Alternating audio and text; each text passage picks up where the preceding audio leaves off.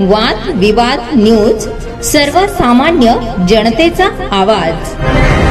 भरतगावी त्यांचा दानशूर उपक्रम। तीनटेबा परिसरातील आबलीफळी येथे स्वखर्चाने पाण्याची बोरिंग, जनहितासाठी आदर्श कार्य। नवापूर शहरातील दानशूर व्यक्ती आणि समाजसेवक भरतगावी त्यांनी तीनटेबा परिसरातील आबलीफळी येथे स्वखर्चाने पाण्याची बोरिंग करून दिली असून या उपक्रमामुळे परिसरातील नागरिकांना अखेर स्वच्छ आणि शुद्ध पाण्याचा कायमस्वरूपी स्रोत उपलब्ध झालाय। गेल्या काही महिन्यापासून आबलीफळी परिसरात तीव्र पाणी टंचाई निर्माण झाली होती।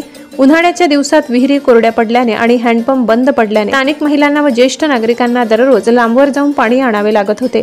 या समस्येची जाणीव होताच कोणत्याही सरकारी मदतीशिवाय भरतगावी त्यांनी स्वखर्चाने बोरिंगचे काम सुरू केले आणि ते यशस्वीरित्या पूर्ण केले। या कार्यामुळे नागरिकांमध्ये आनंदाचे वातावरण निर्माण झाले।